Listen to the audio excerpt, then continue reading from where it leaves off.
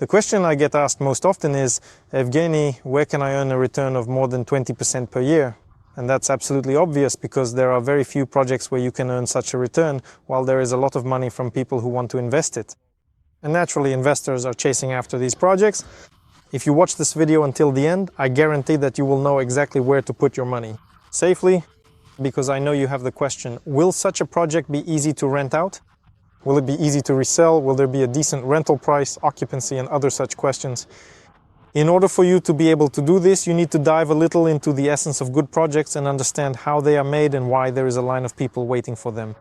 All these questions related to safety come up for you because you lack a fundamental understanding of the target audience that pays you money, specifically the target audience that should be paying you the kind of money you want.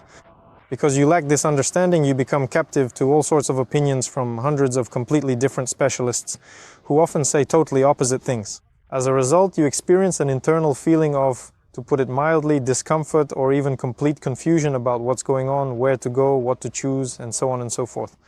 What you will see in this video, in my opinion, is extremely important because you will understand how products are created that people with money actually want to pay for. In other words, how products are created that people are willing to pay $200 a day for, $300 a day for. What good hoteliers and other professionals do, those who know how to create products specifically for a solvent audience. The thing is, if you invest your money in products that people actually want to buy, if you rent them out at a high price, you can count on getting a share of that money. And that share will pleasantly surprise you because people love comfort, people love expensive things, people love brands, people love to spend money. And in this video, I'll reveal to you the essence of how to choose exactly the kind of product where you'll have a good margin and where you can really make good money. Not just make money, but make really good money. That's a big difference from what people usually do when choosing real estate. And before we start, you can take a look here. The 7 most popular strategies for real estate investment. I've outlined them for you. I've listed their pros and cons, so it's a bit clearer for you which direction to move in and which strategies will suit you, the ones you can make money on. Follow the link and read. I think you'll find it useful and you'll like it. As you've probably guessed, I've arrived at the Paragraph Hotel. This is a branded hotel, and I thought it would be a good idea to use this hotel as an example to explain to you how is such value created for a solvent audience for which they are willing to pay all year round. If you know, there is pronounced seasonality in Georgia, but this hotel doesn't have it.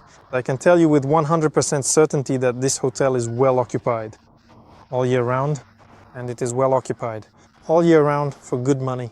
Right now it costs $150 per night. Well, if you include taxes, breakfast and so on, that's the average. And in season, right now it's just November, but in season it costs more. Well, about $300 per night, give or take. And I think you understand that in order to rent out all year round, especially considering that all the others are standing empty, and for good money at that, the guys thought ahead before building. What could they do to make sure this place would be well occupied? And with this example, I think it becomes clear to you how you should and can choose products that will bring you good money. So watch the video until the end, don't skip through it. There will be a lot of important and useful details. I'll start by going over the hotel's infrastructure and showing you the main value points that, in my opinion, attract people who are willing to part with their money. Of course, this isn't the most expensive rental property in the world, obviously. Not even close to the most expensive, but for this location, it's a very good price. And since we're looking at this project in the context of this location, you need to understand what have these people done that makes others willing to pay for it. Good money. All year round, even though most properties at this time are either standing empty or being rented out very cheaply, the first thing I'd like to point out to you is this. I don't know exactly how many meters, but I think it's about 100 meters. A large swimming pool. You can see a little further over there, there's a partition. So in winter they put up a partition with this kind of inflatable thing so they don't have to heat the entire pool. In summer, of course, the whole pool is warm because it's summer. And now they only heat the part that goes inside the building. You can swim both inside the building and directly out into the open air. In the evening, it's quite beautiful. The stars are out, the weather changes, sunsets, so it's just really pleasant. And what I thought was really cool, something I haven't seen in other hotels, and I've been to quite a few, is that it's actually seawater. The guys also thought about it. You don't have chlorine here. I really love chlorinated pools, the whole thing with chlorine. Here it's seawater, and no matter what the weather is like outside, you swim in this seawater. I think that's really cool. Inside, the pool extends like this. And here, as you can see, there's a beautiful little waterfall over there. There's also a botanical garden here. At the same time, in my opinion, it's done quite interestingly and beautifully. There are different kinds of plants. Inside the walking area as well, you'd think it could be done in all sorts of ways. I mean, the space here is quite expensive. This is Shekvetili, magnetic sands, the land is expensive. And accordingly, this whole group here, they could have crammed anything in here, but instead people created this nice little garden. And for me, it was especially interesting. I'll try to find and upload a picture from a developer who promised a botanical garden. Just so you have a bit of a comparison for understanding.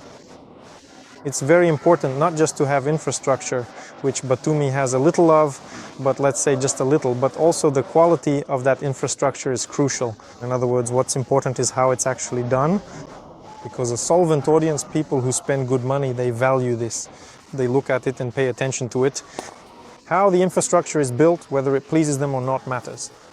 Here, in my opinion, it's done very well. It's pleasant. All the plants are alive and green. It's a real mini botanical garden. Now you'll see a picture. Compare it to what another developer has done. Of course, I won't mention any names, but just so you have an idea. Because here, in this location, many developers do things just to check a box. So my firm belief is that infrastructure built just for show won't help you in any way, won't give you good returns, and won't attract a solvent audience. In other words, it's useless for you. And when another developer shows you beautiful renderings, you need to understand what those images are actually made of, what will really be built. Will it turn out to be something wow, something that attracts people who are willing to pay a lot for it, or does it not attract anyone at all? It's an empty shell. This is a very important point. Here there's a kind of common area. This is a play area. And then we move on to this area. They call it a hall for something like a dance hall. And what's most interesting is that they made a huge aquarium. This aquarium opens into the restaurant on the other side. Inside you can take a walk through. We're about to walk through this kind of tunnel. There are quite a lot of different creatures swimming here. I'm not an expert on fish, but that's some kind of shark, I think. Now some rays are swimming by. Lots of small fish. In my opinion, it's done quite well because the aquarium is huge, and here there's a lot of variety. There are so many different kinds of fish, so it's not like it was just done for show. Apparently the people who made this really put in the effort. It's nice to watch. Here's another big fish swimming by, or maybe it's the same one. So basically this aquarium opens into the dance hall here and also into the restaurant. I'll try to film it all for you and show you. Here's another interesting view, just another angle to show you this main hall. From different angles, because it really looks nice. By the way, there's also a second smaller botanical garden here. So there's a botanical garden on that side and on this side as well. The big pool, of course, is a really cool feature. Usually it's people who think about how to make good things who come up with ideas like this. Here's that very tunnel where you can take a walk. There's a transparent ceiling above you here, and on the left and right as well. So you can also walk inside and see all sorts of things. There's a nice entrance area here. Well, in my opinion, everything here is done to the standard of a normal Saros branded hotel. Just so you understand as well. Here, your kids can relax in the water park or in another pool. There's a kiddie pool next to the water park here. And here is a small Minessa. And today the sunset is really beautiful. Today is just an absolutely crazy day. Days like this are really rare. As someone who lives in Batumi, I can tell you that sunsets like this are very, very rare. Well, not extremely rare, but still, it's not every day. It's very beautiful. There's a movie theater here. This is the door in front. I'm not going to go in there because it's dark, and for some reason it's not working right now. The projector is broken. And in short, I can't show it to you. There are 3 restaurants, one with European cuisine. This one, Brevada, is Georgian cuisine. Then there's a fitness center, a spa area, and a small shop selling perfumes and so on. Here are 6 elevators. Let's go in now. I'll show you the Georgian restaurant. It's a nice little Georgian restaurant like this. There's also a Japanese restaurant upstairs. I'll show it to you, film a bit so you know. This one serves mixed cuisines. Here they have both Georgian and European dishes. And what's most interesting is that you can sit here and look at the aquarium. So you can have lunch or dinner here. And by the way, breakfast is also served here. That area over there is where all the breakfasts are served. Here's the room, friends. Everything is made quite comfortable.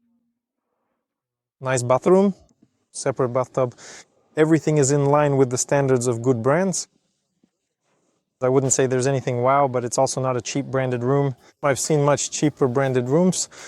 Here everything is done very decently, I would say. I can also say separately that the windows are very good and you can't hear the neighbors at all, because in branded hotels you often can. Neighbors. The soundproofing here is excellent, which is also nice. Here's the view from the first floor. The view is a bit better from the higher floors, but this room is still very pleasant.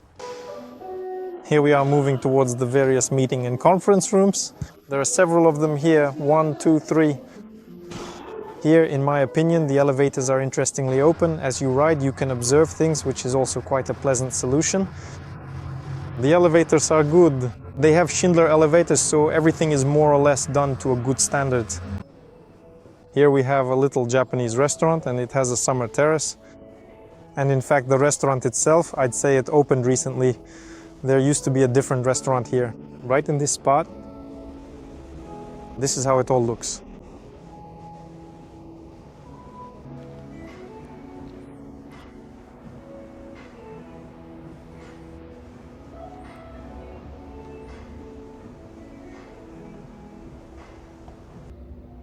This is the sunset from the Japanese restaurant. There's also this open terrace here. I went up there specifically to show you the view of the pool. I don't know, maybe they hold some events here or something. This is what it looks like apparently. It's not being used for anything. Here we have the Japanese restaurant and over there is the bar. Of course, there's a lot of small infrastructure here, like a fitness center, there's a bank branch, but naturally I'm not showing you all of that because you'll find it in pretty much any branded complex, residential complex. And there's no point in spending time on that. They've also thoughtfully added some really nice little touches and amenities all around the entire complex, such as well-maintained tennis courts, dedicated kids climbing areas, an exciting rope park, and various other recreational things like that for everyone to enjoy. Now I'll show you a beautiful wooden relaxation area. Right now it's closed for the off-season, but during the season it's nicely arranged, well-equipped, and so on. This is what it looks like. It's right next to the complex. So here's the complex itself, and here's this area. I'm not sure why they close it, maybe because there's a bit more rain and it's cooler and probably people aren't likely to relax here at this time of year. But it's nice here. I don't know, if I find some photos, I'll upload them. They set up all sorts of loungers here, nice things to lie on and relax. There's probably some music playing here. I haven't been here in the summer, so I can't tell you for sure. Here are those very magnetic sands, by the way. In case you didn't know, they're very beneficial for people with musculoskeletal problems. Magnetotherapy is a really great and useful thing, and actually this is a unique place in Georgia. The place itself is unique, and even more so because of what we've built on it. They really went all out and made a park with deer. I'll film this for you from the air, just like the tennis courts. Right now they're hidden somewhere, but maybe they'll be visible from above. That's an interesting story too. One of my acquaintances came here once, and of course I started showing him the good stuff, and he asked me, "Evgeny, who pays for all of this? What kind of nonsense is this? I mean, you're telling me about prices of $200 to $300 per day, but I know. I've personally talked to a bunch of people. They can rent it out for $40 to $50 a day. It's all nonsense, it's empty, and so on." And naturally, when I told him the real estate prices, he absolutely didn't believe it. And it all ended with me sending him to stay at the branded Meridian Hotel in Batumi. It's not the fanciest, but it's a good, decent level branded hotel. He went there for 3 days and he talked to people. And when he saw this audience, when he met them in person, talked to them, spent a few days there, he realized, he finally understood that there are people, and quite a lot of them, who want good products. And in fact, there aren't just a few of them, there are a lot. It's just that there are few products for them. That's the main problem. This once again explains why a product like this is fully booked all year round, even though everything else just sits empty. All around the complex there's this beautiful forest. They have a large area here. There's a children's play center here.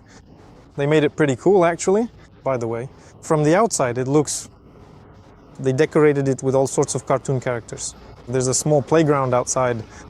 It's a pretty cool kids center. It all looks interesting. But I've been to others, and here it's done more or less nicely. It's 2 stories and there's something upstairs too, basically. There's plenty of space to run around, though for kids I think there are lots of other activities here too, but as you can see they made this as well.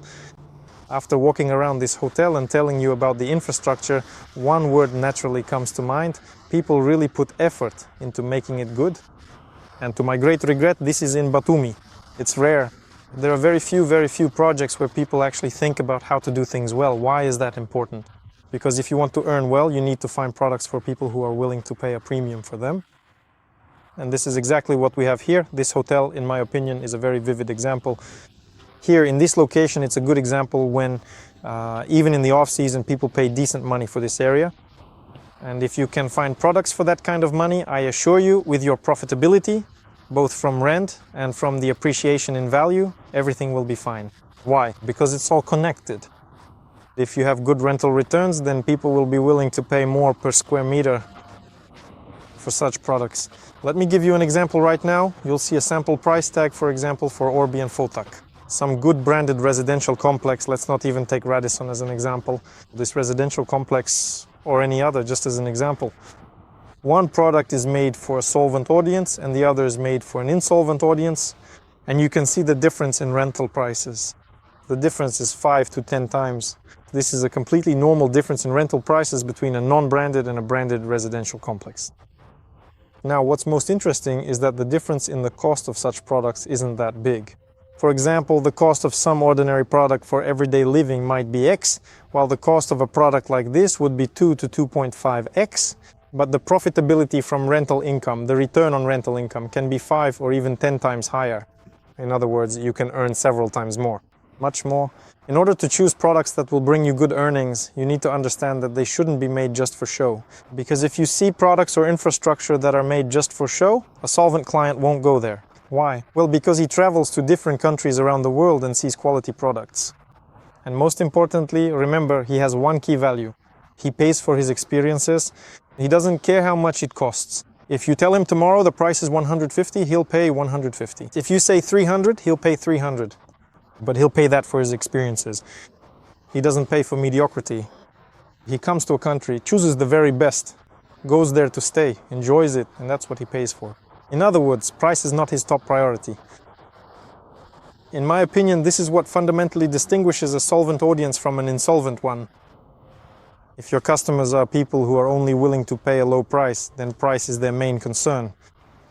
And this issue, you can't beat the price with anything else. That is, you can offer them as much as you want. Even if you offer them a huge, amazing product, they still won't pay for it. Because for them, the main issue is the price, how much they have to pay. The less they pay, the more they feel they've gotten a better deal, that they've acted more sensibly, or whatever other words you want to use. And the mindset of a solvent audience is completely different. These people won't be looking at the price tag. They might look, but only as a second, third, or even fifth priority. First and foremost, they'll pay attention to the impression they get from the product, to where they're going. That's very important. By the way, you can take a look here. The 9 most popular residential complexes for investment. There I actually lay out the pros and cons of different residential complexes, so you can also look at them by example, by contrast, and draw some conclusions for yourself. I think that if you want to invest any amount of money, this could be very useful for you. What happens if you don't choose good products, if you invest in the most ordinary products? That's the behavior of most people.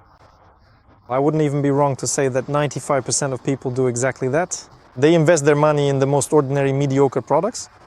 What's even worse is that they invest their money in promises. In the promises of developers who just showed them pretty pictures, and then nothing comes of those pretty pictures. But for me, there's something even sadder. When someone paints you a pretty picture, it doesn't mean that. More often, it actually means that the picture just hasn't been thought through. I look at these pictures and realize that the people who drew them, often it was just generated by some artificial intelligence. In other words, they don't even think about what final result they'll actually deliver to that very solvent audience. What will actually be there physically? So they just draw a picture simply to evoke an emotion in you, nothing more. And that, in my opinion, is especially sad. So if you don't invest money in good products, you'll always have low margins. What does low margin mean? Well, for example, here on average, I think this hotel, if you factor in the weather and the prices, it's about $200, maybe a little over $200 per night every day. Every day a person pays that much for a night's stay. If you take an average hotel or any price in Batumi, for example, it's $50 per night during the season.